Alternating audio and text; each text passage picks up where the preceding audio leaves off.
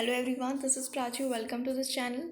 और हम डिस्कस कर रहे हैं मॉडर्न हिस्ट्री को, जिसका आज हम नेक्स्ट पार्ट डिस्कस करेंगे। इससे पहले जो पार्ट्स आए हैं वो भी एग्जाम स्पेसिफिक क्वेश्चंस हैं, आपने नहीं देखे हैं तो चैनल पर जाकर ज़रूर देख लें। और आज का वीडियो हम स्टार्ट करते हैं।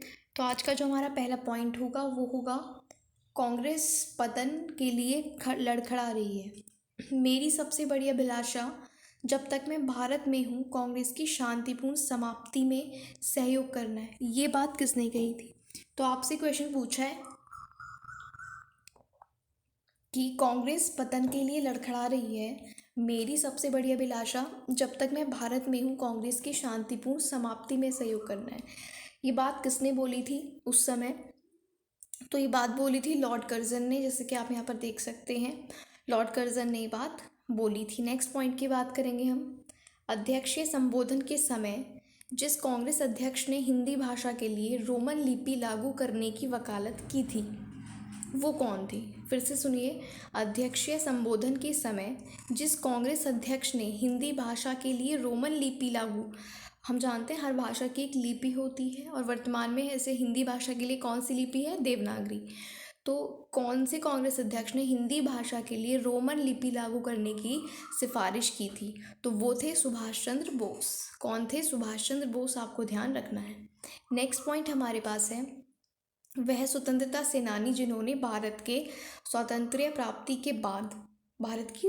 प्राप्ति के बाद सुझाव दिया था कि भारतीय राष्ट्रीय कांग्रेस को समाप्त कर दिया जाए। ठीक है, वो स्वतंत्रता सेनानी थे जिन्होंने स्वतंत्रता के बाद ये सुझाव किया था, ये सजेस्ट किया था कि इंडियन नेशनल कांग्रेस को अब ख़त्म कर दिया जाए, समाप्त कर दिया जाए। तो ये कहा था महात्मा गांधी जी ने। किसने कहा था? महात्मा गांधी ने। नेक्स्ट पॉइंट हमारे पास है अमृतसर के भारतीय राष्ट्रीय कांग्रेस अधिवेशन 1919। तो एक पॉइंट आपको यहाँ से ये क्लियर हुआ कि अमृतसर का जो कहते हैं कि यहाँ पर अधिवेशन हुआ था कांग्रेस का, अमृतसर अधिवेशन, वो 1919 में हुआ था। उसके प्रस्ताव के अनुसार महात्मा गांधी द्वारा कांग्रेस का नया संविधान लिखने के लिए उनके सहयोग हेतु किसे चुना गया था?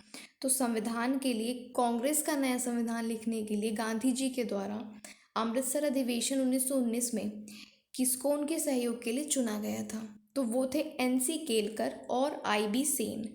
ये आपको यहाँ पर ध्यान रखना है। कौन थे? NC केलकर और IB सेन थे वो लोग। नेक्स्ट क्वेश्चन कहता है कांग्रेस के अधिवेशन में एक गवर्नर जनरल ने भाग लिया था। वो गवर्नर जनरल और अधिवेशन कहाँ पर हुआ था और वो गवर्नर जनरल कौन था? कांग्रेस के एक अधिवेशन में एक गवर्नर जनरल ने भाग लिया था। तो वो अधिवेशन कहाँ पर हुआ था और गवर्नर जनरल कौन था? तो गवर्नर जनरल था लॉर्ड विलिंगटन। और ये जो अधिवेशन है बम्बई में 1915 में हुआ था।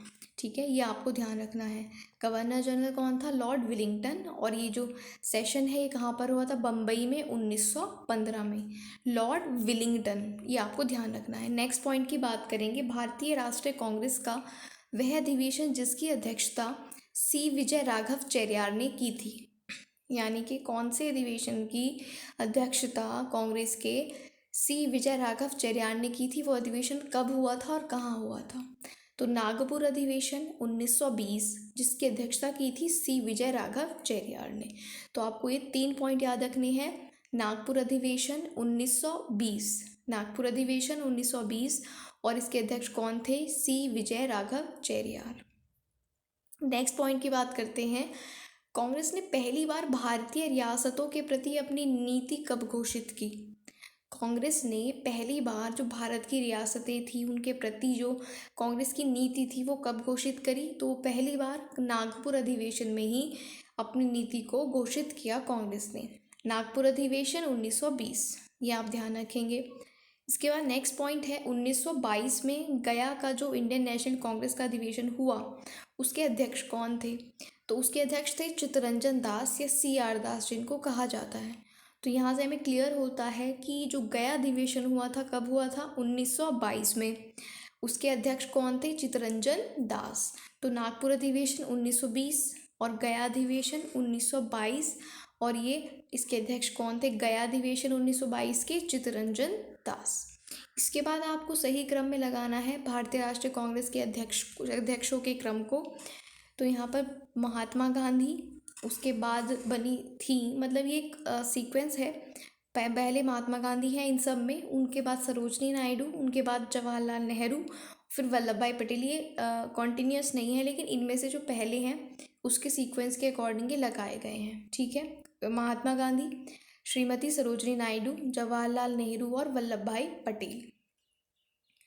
नेक्स्ट क्वेश्चन फिर एक अधिवेशन से रिलेटेड है कि भारतीय राष्ट्रीय कांग्रेस का एकमात्र अधिवेशन जिसकी अध्यक्षता की थी महात्मा गांधी जी ने, तो महात्मा गांधी जी ने कौन से अधिवेशन की अध्यक्षता की थी कांग्रेस के, आपसे ये पूछा है। तो यहाँ पर आपका आंसर होगा बेलगांव अधिवेशन, जो कि 1924 में हुआ, ठीक है। तो गांधी जी ने जिस सेशन की अध्यक्षता की वो था बेलगांव का सेशन। कहाँ? बेलगांव। और कब? 1924, 1924।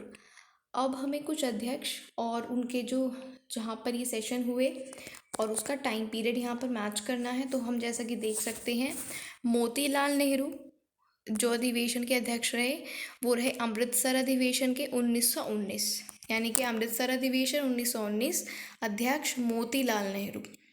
फिर कानपुर अधिवेशन 1925, जब सरोजनी नायडू कांग्रेस की अध्यक्ष होती हैं। कानपुर 1925, सरोजनी नायडू। बम्बई अधिवेशन 1934, डॉक्टर राजेंद्र प्रसाद। और रामगढ़ अधिवेशन 1940, अबुल कलाम आज़ाद। तो ये आपको कुछ ध्यान रखने हैं यहाँ पर। तो अमृतसर अधिवेशन कब हुआ था? 1919। कानपुर अधिवेशन 1924, बम्बई अधिवेशन 1934 और रामगढ़ अधिवेशन 1940। नेक्स्ट पॉइंट की बात करते हैं आगे हम। भारतीय राष्ट्रीय कांग्रेस था वो अधिवेशन जिसमें जवाहरलाल नेहरू ने समाजवाद को भारत की समस्याओं को हल करने की कुंजी बताया। वो अधिवेशन आपको बताना है जिसमें जवाहरलाल नेहरू ने समाजवाद को हमारे देश की समस्याओं को हल करने का एक रास्ता बताया। तो वो अधिवेशन था लखनऊ अधिवेशन, ठीक है। वो कौन से अधिवेशन में जवाहरलाल नेहरू थे उन्होंने बताया? तो लखनऊ अधिवेशन में। नेक्स्ट क्वेश्चन है 1938 के भारतीय राष्ट्रीय कांग्रेस के हरिपुरा अधिवेशन की अध्यक्षता किसने की? तो हरिपुरा अधिवेशन जो कि 1938 में हुआ उसकी अध्यक्षता की थी सुभाष चंद्र बोस जी ने। तो आप ध्यान रखेंगे हरिपुरा अधिवेशन 1938, सुभाष चंद्र बोस। नेक्स्ट पॉइंट की बात करते हैं। यहाँ पर फिर से स्थान और जो कांग्रेस अध्यक्ष रहे उनकी सूची आपको यहाँ पर मैच करनी है। तो अगर हम बात करें मद्रास अधिवेशन की, जब मद्रास में अधिवेशन होता है कांग्रेस का, उस समय अध्यक्ष थे डॉक्टर M.A. अंसारी। कौन थे? M.A. अंसारी। इसके बाद नासिक अधिवेशन में थे पुरुषोत्तम दास टंडन। नासिक अधिवेशन पुरुषोत्तम दास टंडन। कानपुर अधिवेशन सरोजनी नायडू और हरिपुरा अधिवेशन हमने अभी देखा सुभाष चंद्र बोस। नेक्स्ट क्वेश्चन हमारे पास जो है वो है लगातार 6 वर्ष तक भारतीय राष्ट्रीय कांग्रेस के अध्यक्ष कौन थे? तो ये इंपॉर्टेंट क्वेश्चन है और अच्छा भी है कि लगातार 6 साल तक भारतीय राष्ट्रीय कांग्रेस के अध्यक्ष कौन रहे थे? तो वो थे अबुल कलाम आज़ाद। ये आपको ध्यान रखना है, लगातार 6 वर्षों तक अबुल कलाम आज़ाद भारतीय राष्ट्रीय कांग्रेस के अध्यक्ष रहे थे। नेक्स्ट पॉइंट है जब भारत स्वतंत्र हुआ उस समय कांग्रेस के अध्यक्ष कौन थे? वेरी वेरी इंपॉर्टेंट क्वेश्चन, सारे ही इंपॉर्टेंट क्वेश्चन है पर ये उनमें से एक ज़्यादा इंपॉर्टेंट क्वेश्चन है कि जब 1947 के समय जब भारत देश आज़ाद हुआ, स्वतंत्र हुआ, उस समय कांग्रेस के अध्यक्ष कौन थे? तो वो थे JB कृपलानी जी। कौन थे? आप नाम ध्यान रखेंगे, JB कृपलानी। नेक्स्ट क्वेश्चन है, ये भी कई बार एग्जाम में पूछा जाता है, जन गण मन पहली बार गाया गया था कहाँ पर और कौन से अधिवेशन में और कब? तो भारतीय राष्ट्रीय कांग्रेस के कलकत्ता अधिवेशन में जन गण मन पहली बार गाया गया, जो कि कब हुआ था? 1911 में, यानी कि 1911। तो आप ध्यान रखेंगे 1911 के कलकत्ता अधिवेशन में जन गण मन पहली बार गाया गया था, ठीक है। 1911 कलकत्ता अधिवेशन जब जन गण मन पहली बार गाया गया। नेक्स्ट पॉइंट हमारे पास है भारतीय राष्ट्रीय कांग्रेस का अंतिम अधिवेशन जिसमें बाल गंगाधर तिलक ने भाग लिया था। तो वो अंतिम अधिवेशन जिसमें BG तिलक ने जो है पार्टिसिपेट किया था वो था अमृतसर अधिवेशन, जो कि 1919 में हुआ था। ये आपको ध्यान रखना है। अब नेक्स्ट हम बात करेंगे कांग्रेस में गरम दल और नरम दल। आपने नाम सुना होगा हमेशा कि कुछ लोग थे जो गरम दल में आते थे एक ग्रुप, और एक कुछ लोग थे जो कि नरम दल में आते थे। तो उन पे जो इम्पोर्टेंट क्वेश्चन बनते हैं उन पॉइंट्स को हम यहाँ पर डिस्कस करेंगे। जैसे पहला पॉइंट यहाँ पर क्या है कि कांग्रेस के नरम दल के नेताओं के आंदोलन की पद्धति क्या थी। जो सॉफ्ट हार्टेड थे या जो नरम दल के लोग थे कांग्रेस के, उनके आंदोलन की पद्धति क्या थी, पैटर्न क्या था, तो वो था राजा वामपंथीय आंदोलन। राजा वामपंथीय आंदोलन, ये आप ध्यान रखेंगे। नेक्स्ट पॉइंट है वह आंदोलन जिसके कारण भारतीय राष्ट्रीय कांग्रेस का विभाजन हुआ, परिणाम स्वरूप नरम दल और गरम दल बना। तो वो कौन सा आंदोलन रहा जिससे ये दो पार्ट में डिवाइड हुई कांग्रेस, नरम दल और गरम दल, तो वो था स्वदेशी आंदोलन। स्वदेशी आंदोलन में कुछ लोगों के बीच डिस्प्यूट हुआ कि कांग्रेस जो थी दो पार्ट्स में बट गई, जिसमें नरम दल और गरम दल दो जो उसके ग्रुप थे वो सामने आए स्वदेशी आंदोलन के बाद या उसके कारण। नेक्स्ट पॉइंट है अधिकतर नरमपंथी नेता थे। जो नरमपंथी नेता थे वो कहाँ से बिलोंग करते थे, तो बेसिकली आपसे क्वेश्चन ये पूछा है कि जो नरमपंथी थे अधिकतर लोग, सभी नहीं अधिकतर, वो किस वर्ग से थे, कहाँ से थे, तो वो शहरी क्षेत्रों से थे। यानी कि जो नरम दिल के लोग थे या जो नरमी की बात करते थे नरमपंथी, वो शहरी क्षेत्रों से बिलोंग करते थे।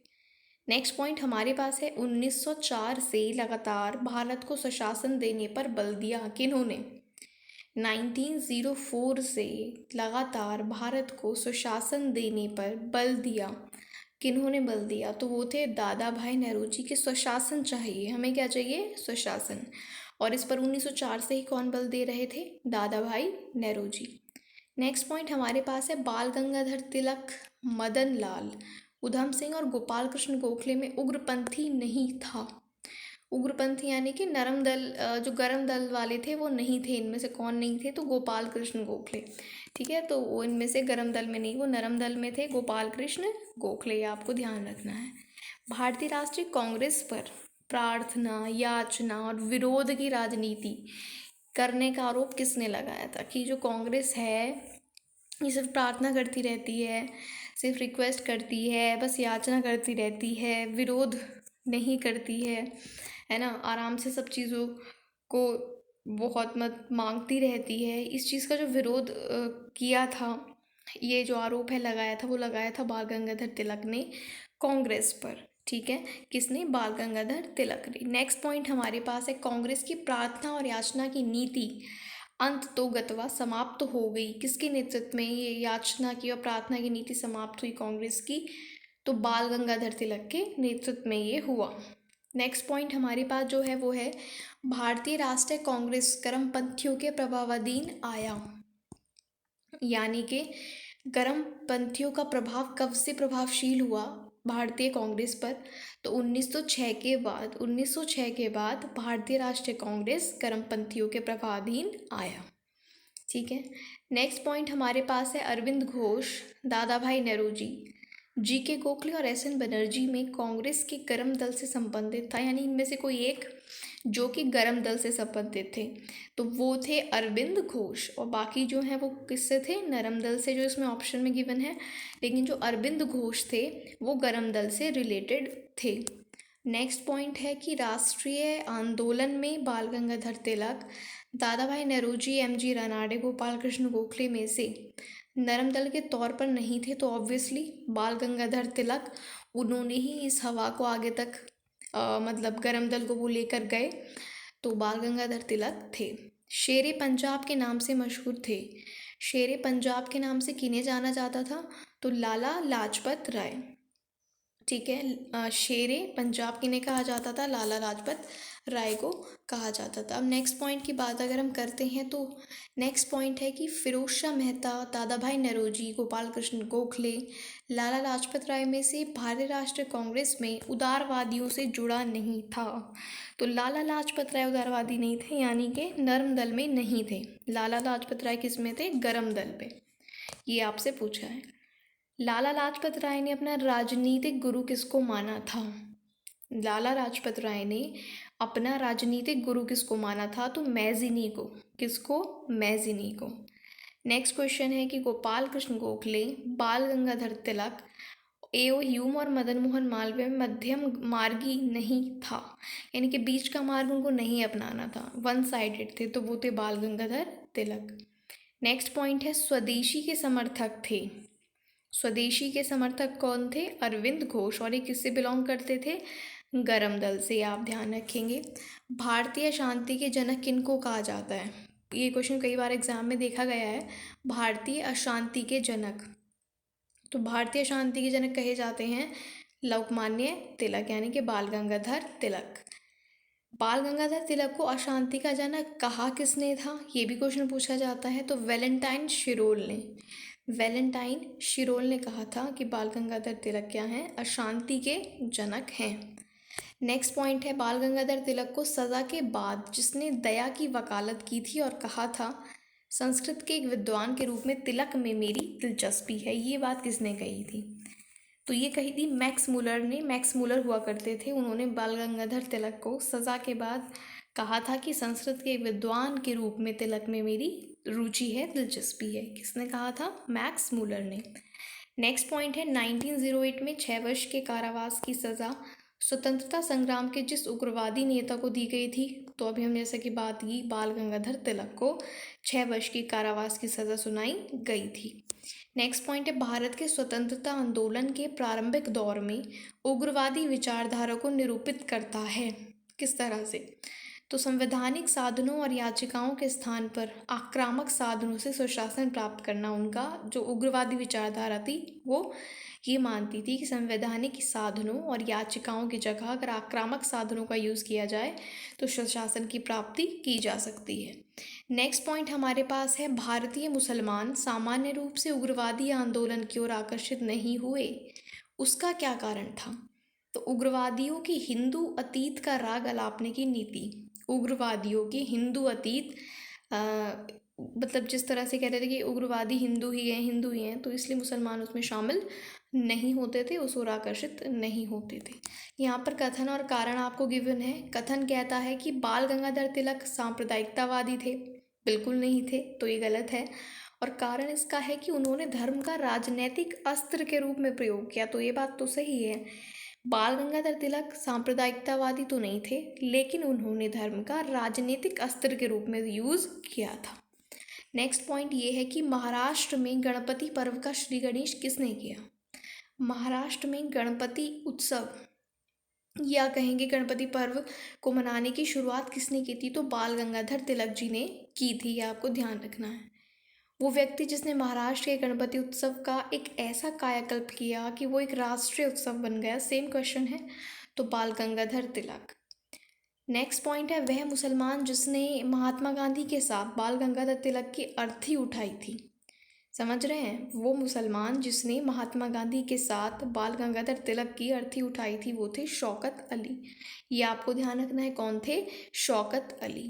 सो गाइज़, आई होप आपको क्वेश्चंस इंपॉर्टेंट लगे होंगे, जो कि इम्पॉर्टेंट हैं और आपके एग्ज़ाम के लिए भी बिल्कुल स्पेसिफिक हैं और इम्पॉर्टेंट हैं। आई होप आपको वीडियो अच्छा लगा है, और लगा है तो लाइक ज़रूर करें और चैनल को सब्सक्राइब भी करें। Thank you for watching.